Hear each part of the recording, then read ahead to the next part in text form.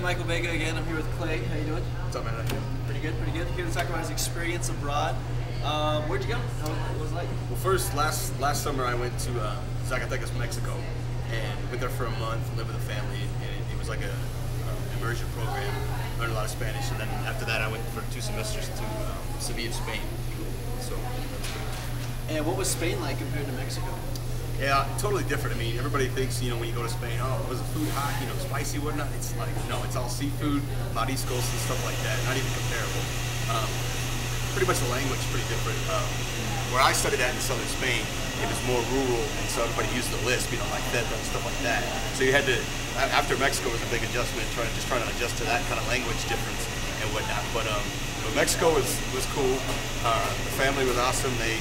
We ate a bread all the time, and just spicy food, and what was it called? The chocolate chick, like the chocolate meat. I think was it called? They use chocolate to make a lot of meat sometimes, like a chocolate sauce mix. So I never had that before. And then like brain tacos and stuff like that in Mexico is pretty good. But I'll eat anything, so it doesn't bother me. And what were the 2 universities that you had gone to when you studied? The one in Zacatecas was the Phoenix Language Institute. Don Arturo was the head guy, and Arturo Jr. was like his, like the mafia boss kind of guy. He was the muscle and whatnot. But they were really cool. Like they just talked all the time, and the classes were just pretty much based on conversation. But then they had like the little lady helpers that would teach grammar and stuff like that. And so, it was like this old school open hostel that they transformed into the school, and the rooms were like out of this patio, and you walk in and stuff like that. And that's where the classes. They were really small, like 4 or 5 people most of the time to the class. And then the one in Spain was Pablo Olivide, Universidad de Pablo Olivide, and it was a big campus. It used to be, I think, like a juvenile detention center, so it's a little ghetto, but it was still cool the way they had it organized down the hallways and stuff like that. And you were always seeing Spanish students. We weren't really, because there was like 400 American students and like Canadian and a bunch of Eastern European students as well, but you're still immersed with all the Spanish students and whatnot. They had a really good like intercambio program and stuff like that. So you met. I never really hung out with Americans just because it was so good to hang out with the Spanish people and learn the language. And classes in Zacatecas were just intense. You go from class from like 9 to 3, just Spanish the whole time. And so I learned a ton of Spanish down there. And then I took a lot of international business classes in Spain, and then some Spanish ones as well. The first semester was, I took it a little bit easy. I didn't, because Christian had me a little scared. He was like, you better take it easy your first semester with it, don't take a full load. So I didn't, but then the next semester I took all my classes in Spanish, even my business classes and stuff. So, and they worked, this right now is my 5th year, so I went there as a senior, and they still had plenty of classes to choose from to fit with my majors and all that stuff. It worked out really well. Yeah, it worked out well. What was your living situation like in Sevilla? In Sevilla, I lived with, it was so awesome. I lived with, my oldest roommate was my host grandma. She was 80. My host mom was 40. My host cousin was 22. She's a female as well. And then my host sister was 15. And then I had a little host brother. He was 6. His name was Juanito. And so there's 5 people in the house. Nobody spoke English. So I practiced all the time, and it was action-packed. It was just, I was like part of the family. So it was sweet. It was awesome. What was what'd you do in your spare time? Like when you weren't in classes, go travel the countries and see a bunch of sites? Yeah, it's really easy. Nowadays with the European Union, whatnot, you can travel any country, no problems with passports and whatnot. So they didn't offer any classes on Fridays, so you had 3-day weekends every single weekend. So you could just jump on a plane or a train and whatnot and go anywhere. I did a lot of traveling within Spain, like around Madrid, like all the little towns, Toledo, Salamanca and stuff. They're all really cool, and they each have their own little story. And then I went to Italy, Canary Islands, which was bomb. They were sweet. Germany, I went and visited a buddy in Germany. So I didn't do as much as the other people just because I didn't budget. I'm not well off like some of those other guys were. So I did enough, and I got around and stuff. Yeah. But just exploring the city within itself. It's a 1 million people in Sevilla itself, and it's big in flamenco. Just all the restaurants. You just walk down the street and there'll be bars everywhere, restaurants. So you never saw the same thing one time because you were always doing something different. And what was it like with your passport and visa, trying to go from here to Spain or here to Mexico and traveling to different countries? Well, it worked. The study abroad office works really well. They always have it on time. They're always letting you know ahead of time what you can do. And I was fully prepared for it.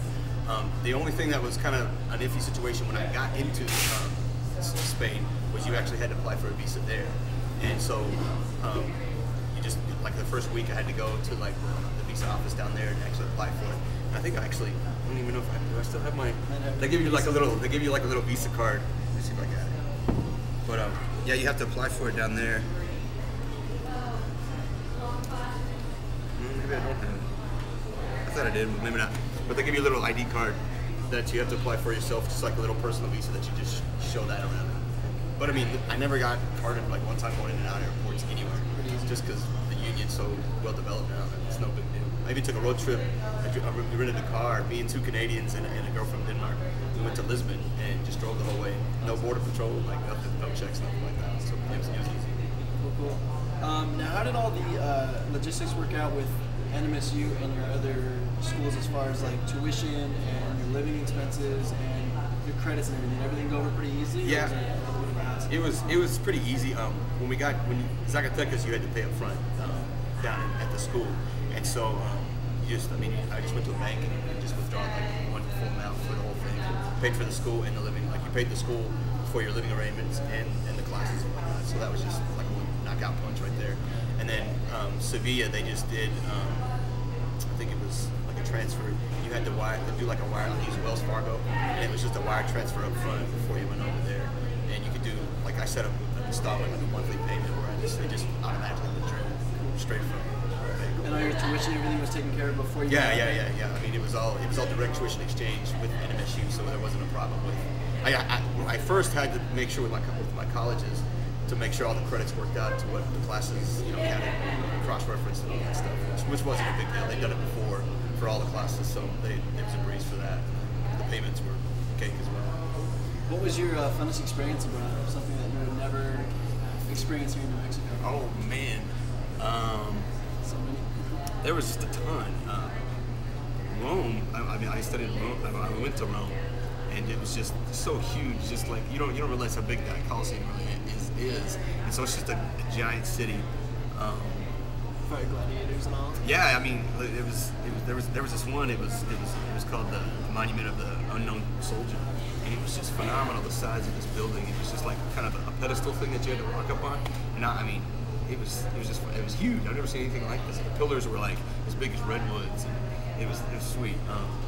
But the most fun experience I had, if you could put your finger on one thing, man, I don't know. I don't even think I could. What was the scariest thing that happened while you were there? Well, I did. As dumb as it sounds, there was 2 guys that tried to mug me in Sevilla itself, and I didn't like. I could tell that they were really serious about it, so I didn't do anything. I didn't give them anything, and one of them had a gun and the other guy had a knife, so it was a little scary. But I mean, there was people around and stuff like that, so I was like, if these guys are really going to do something, they're going to do it. And so I didn't say anything to them, and then they just kind of walked out. So yeah, peligroso. Casi un poco peligroso. There's an area in Sevilla that's known for like one of the most dangerous places, like areas in Europe. But it's pretty isolated. You can tell. Like there's like a street that's like, oh, this place is cool, but don't go over in this area. Leave it alone. So. If you could wrap up your whole experience in one sentence or one phrase, Sevilla and Zacatecas, the whole experience of studying abroad, how would you do it? Any language. One sentence. Let me think about that for a second.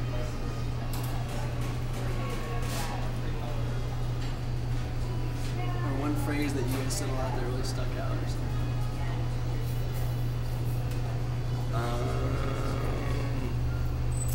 I don't know, man.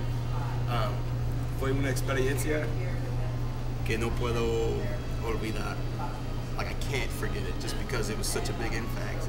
That it was. I mean, it's a part of my life now, and it got me in the groove to go traveling. Like I want to go to South America, I want to go to Asia and stuff like that. So it was like, I won't ever be able to forget it, just because it was so awesome, and it's just kind of changed my life. It was a life-changing experience. Just being able, because I mean, I grew up on a farm. I'm a small town boy, so my parents were kind of like, well, I don't know if you need to travel and stuff like that. They're kind of closed-minded, and I used to be too. But I mean, yeah, it opens up your mind, and you just learn a lot about yourself, your abilities, and what you can do, what you want to do, and it's just life-changing, pretty much. Cambio de vida. Awesome. Well, thanks a lot. I really appreciate it. No problem, man.